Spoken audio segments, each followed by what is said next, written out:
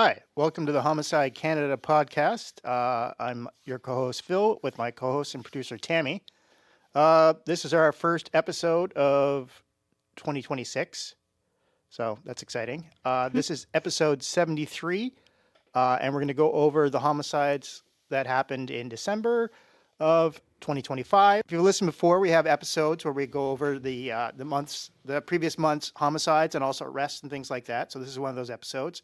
Yeah, if you don't know, although if you're listening, you probably do, we have a website associated with it, homicidecanada.com. You can go there. We try to have a page basically for every homicide we find. We also have pages for each province and also the larger municipalities. We're also on social media, so you can find us on Twitter or X on homicide_Canada. Also, go to Instagram or Facebook and search Homicide Canada, and I'm sure we'll come up. You can also email us at info@homicidecanada.com. We check that a few times during the week. So yeah, if we don't get right back to you like immediately, like just give us a day or two. Yeah, so usually what we do at the top of these podcasts is the monthly ones as we go over how many homicides have happened in Canada. So it's pretty early because, yeah, we're recording this, I guess, January 23rd of 2026. So far we found 23 homicides in Canada, 15 males, 8 females. It's early, so these projections are a bit weird, I think. So that projects out to 365 for all of 2026 if at the same rate. I think, Tammy, because it's January, I think it's pretty cold in a lot of places in Canada. So I think what we've seen so far is that, and we've seen in previous years, that less killing in January than in other months in that.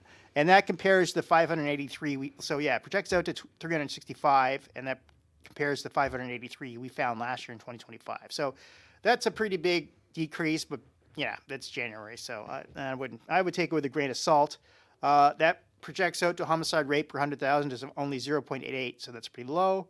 So for females, it would project out to 127 versus 143 we found last year, and that's a homicide rate of 0.61 per 100,000. And then for men, only 238, it would come out to the year versus the 404 we found in 2025, and that projects out to a homicide rate of 1.15. So obviously, yeah, that's really low. Yeah. I think it's cold, and I'm sure that as the year goes on, then those numbers will kind of converge to like the more normal level. Yeah, we also have like the province rate so far. Obviously pretty early, so again, take it with a grain of salt. So British Columbia is in the lead so far in 2026 with 2.23 per 100,000. Saskatchewan in next with 1.25. Quebec with 1.23. Alberta with 0.94. Ontario with 0.39, and the rest of the provinces don't have any homicides, including Manitoba.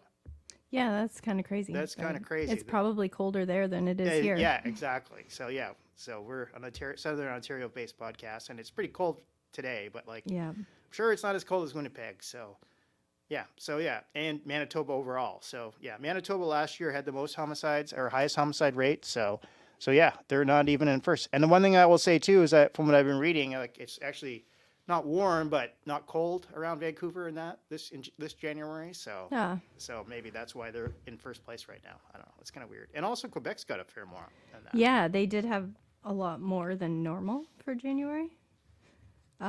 So the December homicide rates, December saw a total of 57 homicides. There were 47 males and 10 females. And that's a 7.5% increase from December 2024. Oh, okay. So like the one thing is we noticed last year is that it seemed like the overall homicide rate in 2025 went down from 2024. Yeah. But the number, like in the month of December, it went up. No, that's interesting. So, it is a little strange. Okay. So in these podcasts, we always go over the oldest and youngest victim. So in December of 2025, the oldest victim was 88-year-old Michel-André Tremblay in Longueuil, Quebec. I believe Longueuil is a suburb of Montreal. 88 years old. That's pretty old, I guess, Tami. All right. So Longueuil police were called to a reported break-in on Renault Street in the St. Hubert area just after 2 a.m. on December 7th. When officers arrived, they found 2 elderly victims who had been assaulted. Both were taken to hospital where the 88-year-old Michel-André Tremblay later died from his injuries. Police said a 19-year-old woman, Lydia Gorosy, was arrested nearby and has since been charged with second-degree murder in Tremblay's death, as well as charged in connection with injuries suffered by his wife. Investigators said Gorosy had no prior criminal record. She was initially charged with break and enter and theft, but additional charges were later laid, including assault causing bodily harm and assault with a weapon. According to reports, Lydia Gorosy is a rapper and TikTok influencer and is known as Katana on social media. I went and listened to one of her raps on TikTok. It was basically en français, gangster rap. So I don't know. I guess trying to keep it real, I suppose. But I don't know. A 19-year-old woman like killing an 88-year-old man in a home invasion. That's you don't see that every day. No, not at all. What did you think about the music?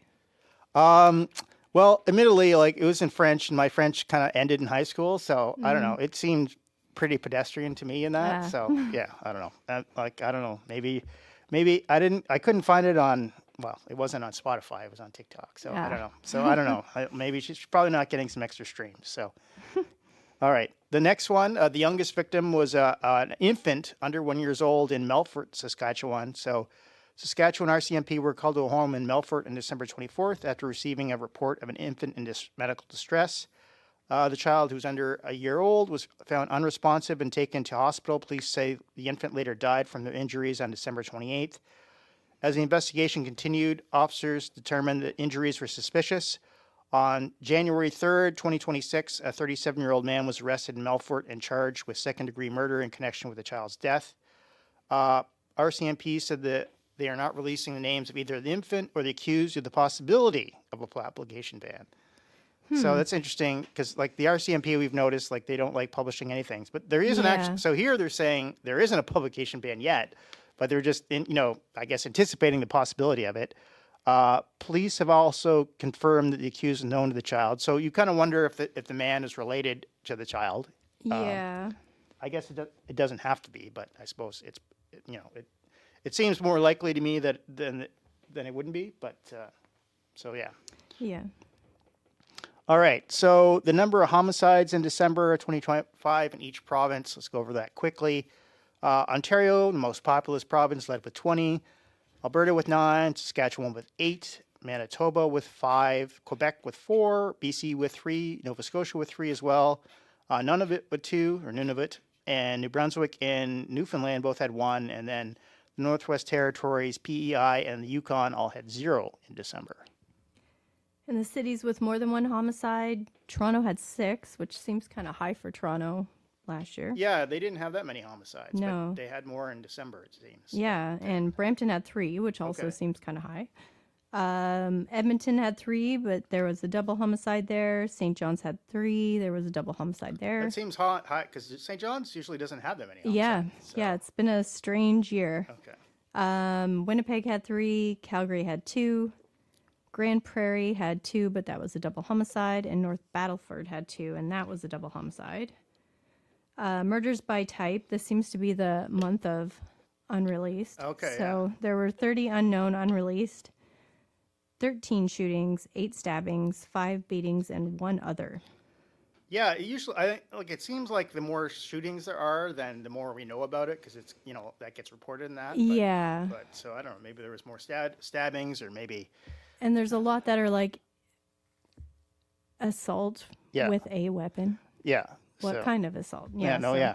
All right. So the domestic murders we found in December, so that we kind of know of. A 70-year-old man was killed in Calgary. His son, 37-year-old Robert George Duran, has been charged in connection with his death. The cause of death has not been disclosed. Sort of what we're just talking about. Second one, Christopher Bernard Jarvis was charged with his wife, Pamela Jarvis, in Merritt, BC. The third one, 60-year-old Charlie, Denesheze has been charged with second-degree murder in connection with the death of 33-year-old Michael Denesheze in Wollaston Lake, Saskatchewan. That's kind of a bit of an unusual one. The father killing the adult child. Yeah, I had to double check that one. Number 4, 43-year-old Catherine Graham has been charged in connection with the death of her mother. Retired Carleton University professor, also named Catherine Graham, in Leeds and the Thousand Islands Township, Ontario. Number 5, former Jamaican pastor Alton Farquharson 56, of London, Ontario, has been charged with second-degree murder of his wife. And the sixth one, a 67-year-old woman was allegedly murdered by a family member in Sudbury, Ontario, and very little info has been released on that one. Yeah, and none of the domestics have cause of deaths. Really? Okay. Yeah. All right. So yeah, now this is the part of the monthly podcast. We're going to go through some of the more, basically look at the more noteworthy homicides that occurred. So yeah, the first one. So London, Ontario police say a man has been charged with second-degree murder following the death of a woman in the city's East End. Officers and paramedics were called to a home on Westminster Avenue just after 5:15 a.m. on Friday, December 19th, 2025, after receiving a report of a death. When first responders arrived, they found an adult woman inside the residence suffering from severe traumatic injuries.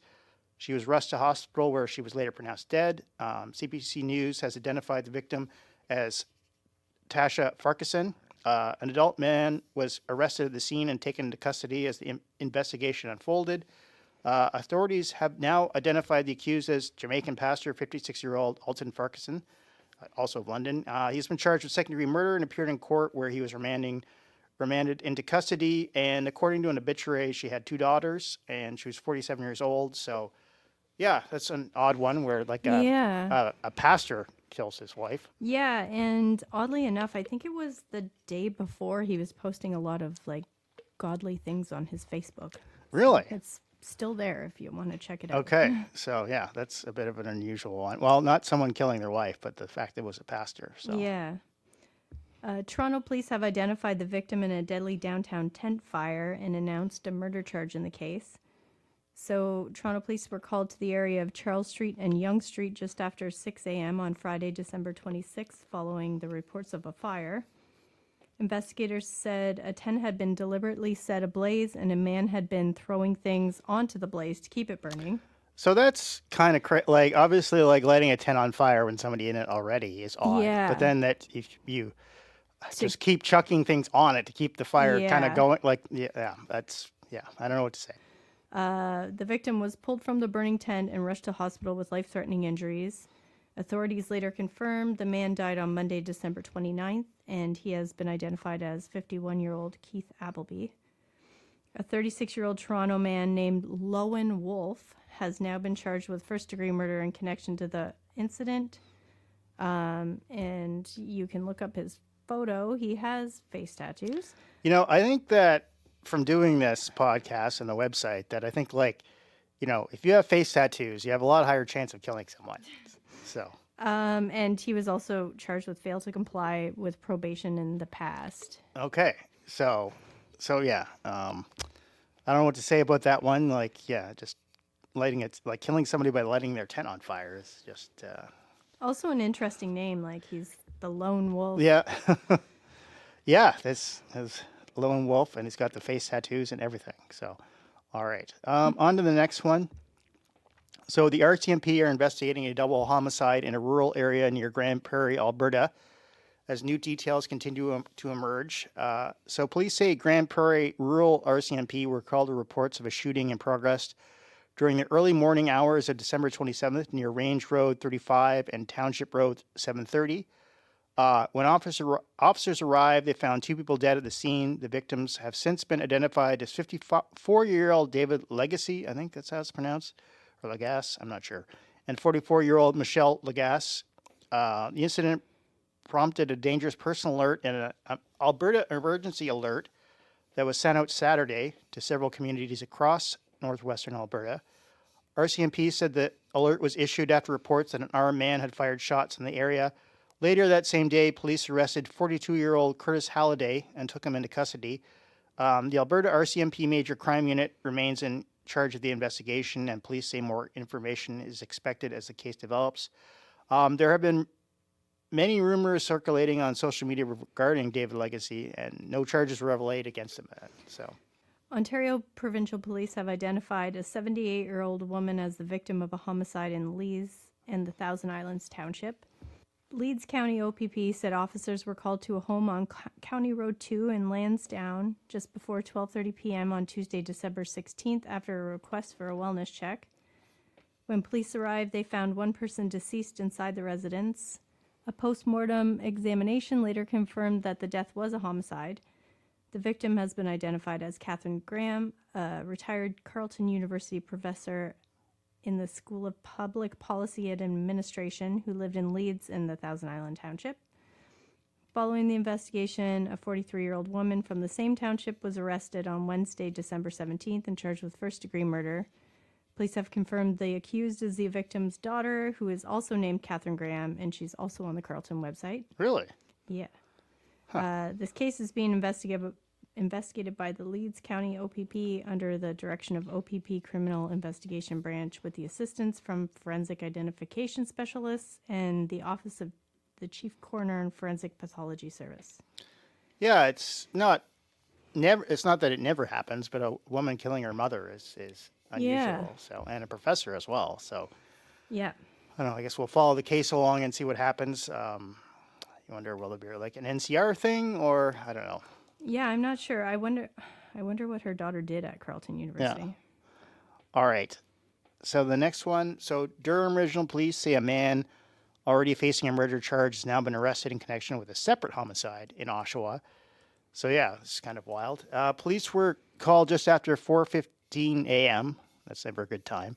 On December 23rd, 2025, to the area of Park Road South and John Street, where they found a 44-year-old man suffering from stab wounds. The victim, later identified as Jeremy Russell, was lying in the roadway. He was rushed to a Toronto area trauma center in critical condition, but later died from his injuries. He was Durham's region's 9th homicide of 2025. Later that day, investigators arrested a 33-year-old Oshawa man, Nicholas Robbins, who has since been charged with second-degree murder and was held for a bail hearing. Police say a second suspect, Michael Waterman, was also being sought in connection with Russell's death.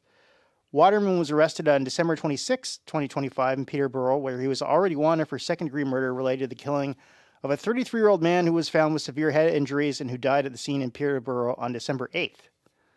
So, allegedly, this Waterman killed 2 people in December. Yeah. So 2 other people were charged in the Peterborough homicide. 28-year-old Peter Popple of Peterborough. So that's Peter Popple of Peterborough. Okay. It's a tongue twister. Yeah, was arrested and charged with second-degree murder. Police said 29-year-old Kea Coughlin was located and arrested on December 18th at the Trinity Community Center, and that's at Reed Street and Simcoe Street, and charged with manslaughter. So I don't know exactly what was going on there. That one person got second degree and then she got manslaughter. On Monday, January 5th, the Durham Regional Police Service Unit took custody of Waterman and formally charged him in the Oshawa case. And so Michael Waterman, 44 of Oshawa, is now facing a second charge of second-degree murder in the Oshawa case as well. So that's kind of wild that, yeah, this guy was able to kill 2 different people in December in Durham region. Peel Region police say 3 men are now facing first-degree murder charges following a deadly shooting in a Brampton Mall parking lot. Officers were called to the area near Hurontario Street and Bartley Bull Parkway, close to Steeles Avenue East, just after 7 p.m. on December 8th. Police say multiple shots were fired at a vehicle in what investigators believe was a targeted attack. When investigators arrived, they found a 25-year-old man alone in the vehicle. Police broke the window in an effort to reach him, but he was unresponsive and pronounced dead at the scene. The victim has been identified as Jaskaran Singh Dhaliwal. According to reports, Dhaliwal was employed as a bookkeeper in the office of former Liberal MP Raj Grewal. Oh, that's interesting. Yeah. In an update released on December 31st, Peel Police announced that 3 suspects have been arrested and charged with first-degree murder. They have been identified as 25-year-old Omar Aya of Toronto, 20-year-old Elijah Turney of Brampton, and 20-year-old Malik Young, also of Brampton. And police said the investigation remains ongoing. So that's interesting. You think somebody who's, I don't know, in bookkeeping. Yeah, I don't know. It seems Wouldn't like be these trouble. 3 guys here, I don't know. I don't want to speculate too much, but seems like it was kind of a hit. So Yeah, weird though. yeah. So we'll keep following the case. Okay, the next one. So Toronto police have charged a 28-year-old man with first-degree murder in the fatal shooting of a University of Toronto Scarborough student. So police were called to the area Military Trail and Old Ring Road at approximately 3:34 p.m. on December 23rd. When officers arrived, they found 20-year-old Shavank Avasthi, I'm not sure if I'm pronouncing it correctly, suffering from a gunshot wound. He was pronounced dead at the scene. He was a third-year undergraduate student at the University of Toronto Scarborough campus and was actively involved with the university's cheerleading team. Following the shooting, the University of Toronto issued an alert advising of a police investigation in the Highland Creek Valley area of the campus. The lockdown was later lifted after police confirmed there was no ongoing threat. On January 6, 2026, Toronto police announced the arrest of Babatunde Afuapi, 28, of Toronto, who has been charged with first-degree murder. Afuape was previously known to police. According to Parole Board of Canada documents obtained by Global News, he had a history of violent offenses, including robbery, firearm offenses, or firearms-related crimes, and repeated breach of court orders. He was sentenced in both 2023 and 2024, ordered to provide a DNA sample, and was under a 10-year firearms prohibition.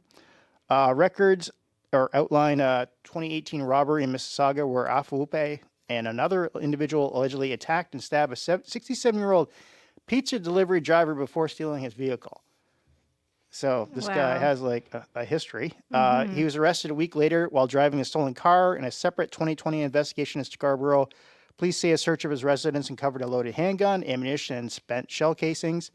The parole board cited the seriousness of his offenses, repeated noncompliance with court conditions, and the level of violence involved as significant concerns. Despite multiple releases on bail, records show Afuape repeatedly violated conditions, fled from police, and breached house arrest. In December 2022, police were notified that his electronic monitoring bracelet had been cut off. You know, you wonder about like when people have the alarm, like they just cut it off, and then I think his dad was the one that ratted him out too. Really? Yeah. And the decision dated November 17, 2025, the parole board has extended Afuape's day parole for 3 months and scheduled a future hearing to further assess his progress. So, yeah. I want to know if he knew that young man or if. I don't know. I kind of wonder, maybe not. I don't know. Yeah. Just, I don't know. I wasn't there, so I'm just speculating, but it seems like he robbed like a pizza guy. Then maybe he was trying to rob that. Maybe he was trying to rob that guy. I don't know. All right. So yeah, now we come to the part of the monthly podcast where we look at some notable updates. So yeah, some cases have gone to trial, arrests, etc., etc. All right. So the first one is that a trial has begun in a 2022 Abbotsford, British Columbia murder case. So a BC Supreme Court murder trial has heard that Arnold and Joanne De Jong were last seen alive after hosting a joyful family gathering at their Abbotsford home on May 8th, 2022. A relative told police the couple was alive and well when she left around 10 p.m.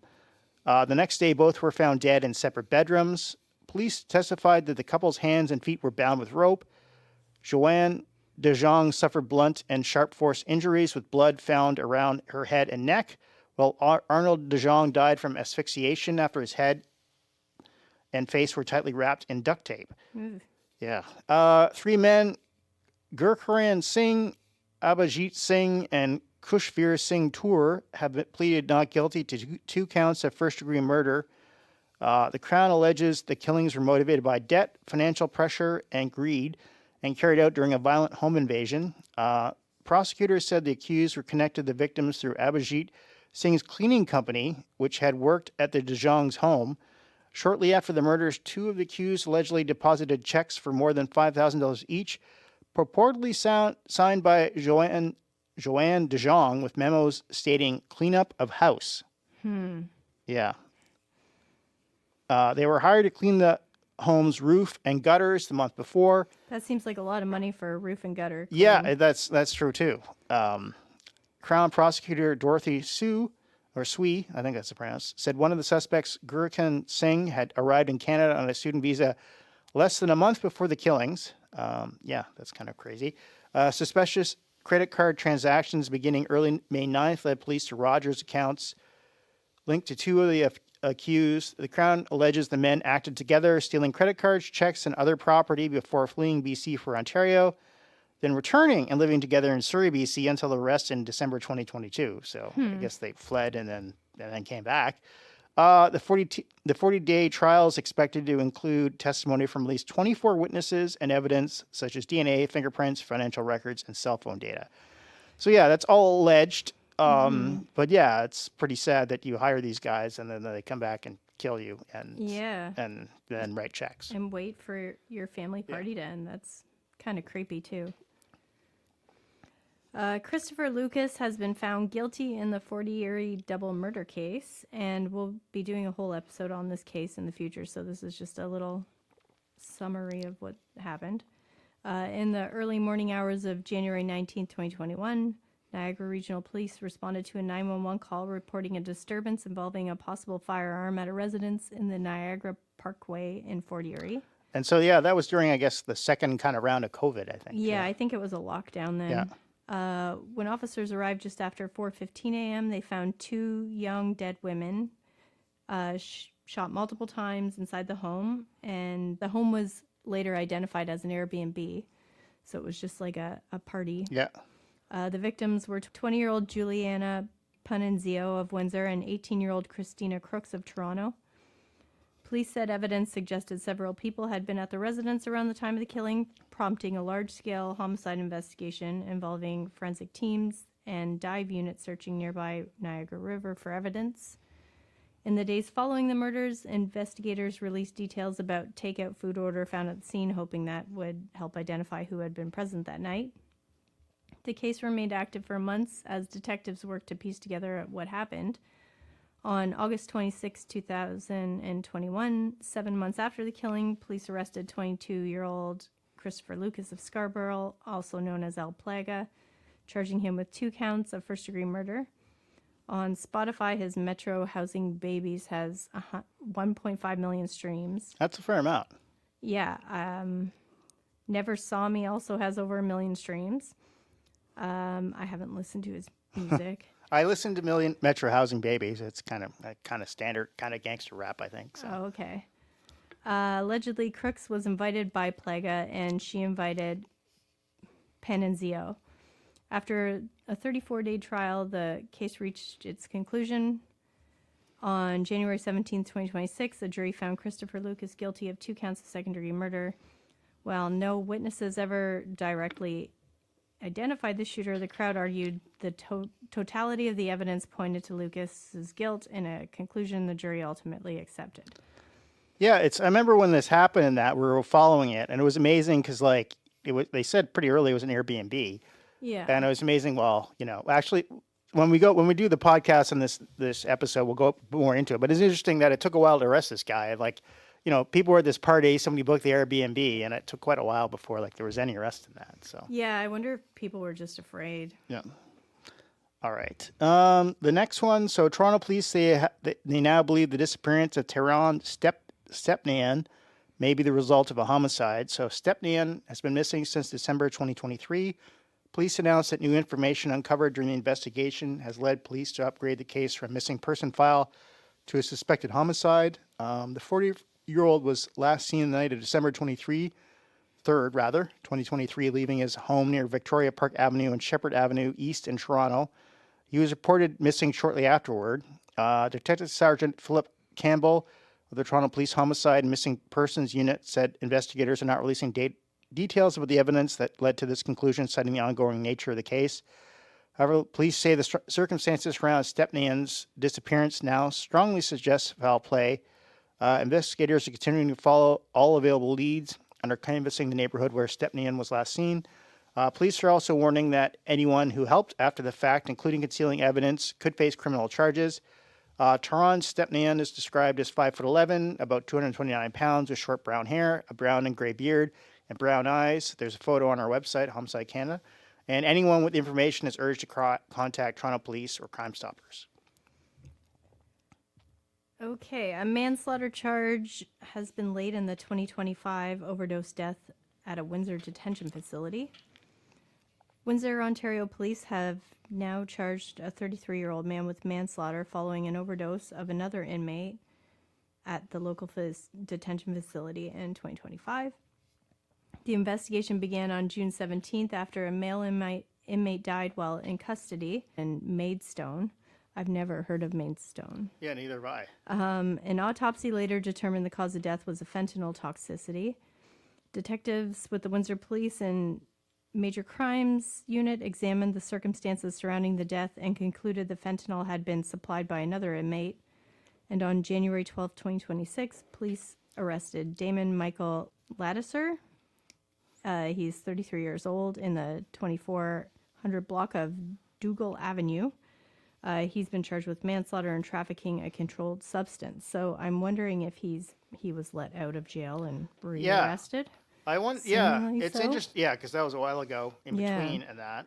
It's interesting, like we've definitely, and we talked about it, we've seen like people charged with manslaughter for like drug dealers and that supplying people with fentanyl and then overdosing and then they get charged. But it never, I don't think we've seen one where it's been somebody in jail or prison. No, rather. I don't think so. Yeah, so it's kind of unusual because there is like a fair number of overdoses in jails and prisons and that. So Yeah, but it makes you wonder, is someone else going to get charged? Because how'd that fentanyl get into the jail? well, yeah, that's true. But I guess the thing is, the only thing they can probably, well, I don't know. Well, I guess we'll find out. But I Yeah. guess they figured out that it was the I don't know, the cellmate or whatever. I don't know exactly if it was a cellmate or not, but certainly a fellow prisoner. So Yeah. all right. So the next one, Quebec Provincial Police say a final suspect is arrested in connection with the killing of Michael Levesque Fitzpatrick, bringing a major multi-province homicide investigation closer to completion. So the Sûreté de Quebec first responded to a 911 call on November 29th, 2024, reporting a seriously injured man inside an apartment on Pierre d'Anjou Street in Rimouski. Police and paramedics arrived to find a 35-year-old man who was pronounced dead at the scene. While authorities initially did not release the victim's identity or cause of death, he was later identified as Michael Levesque Fitzpatrick, so a Rimouski resident. Days earlier, on November 20th, 2024, Guillaume Proul, 30, of Rimouski, was arrested in Trois-Rivières and charged with first-degree murder. He appeared in court the following day and has been remanded in custody since. The investigation expanded later that month when police arrested two additional suspects, 19-year-olds Daniel Josiah Levy Porter and Josiah Cooper, both from Brampton, Ontario, were taken into custody by Peel Regional Police and charged with first-degree murder. Both were ordered held following the court appearances. In a significant update released in December 2025, the Sûreté de Quebec announced the arrest of a fourth suspect, a 21-year-old man, Ingrid Mohammed, in Hamilton, Ontario. He has also been charged with first-degree murder. According to Quebec Police, the latest arrest is tied to Project Wrangler, a joint Ontario-Quebec investigation examining a series of crimes allegedly committed across both provinces between April 2024 and March 2025. Authorities describe the case as part of a broader coordinated effort targeting organized criminal activity operating across provincial borders. Incidents linked to the crime network included a shooting in a crowded emergency room in London, Ontario, Wow. a home invasion in Vaughan, Ontario, when an occupant was shot, and the shooting of a man in a parking lot in Mississauga, Ontario. So the investigation remains ongoing as the accused face court proceedings in connection with the homicide. So these guys were just running wild all over the place, like a shooting, Seemingly so. a shooting in a emergency room. That's bold, yeah, but safer, I guess, Yeah. if anyone gets injured. yeah. I suppose that would be convenient. Yeah. All right, so yeah, this was the our episode for December 2025, going on the homicides for that. Yeah, as we said at the top, yeah, we also have a website, homicidecanada.com. We try to have a post for every homicide, plus pages for all the provinces and major municipalities. So yeah, if you're on Toronto and you want to see how many homicides there's been in 2026, go to our page. You'll find it out. Our email, info@homicidecanada.com, so you can tell us if we missed a murder in your municipality or province. Or if there's anything else you want to say, and our Twitter, X, whatever you want to call it now, Elon, I don't know what he's doing, is homicide_Canada, and our DMs are always open. And then also Facebook or Instagram, you can search us, just basically put in the search thing, Homicide Canada, and I'm pretty sure we'll come up.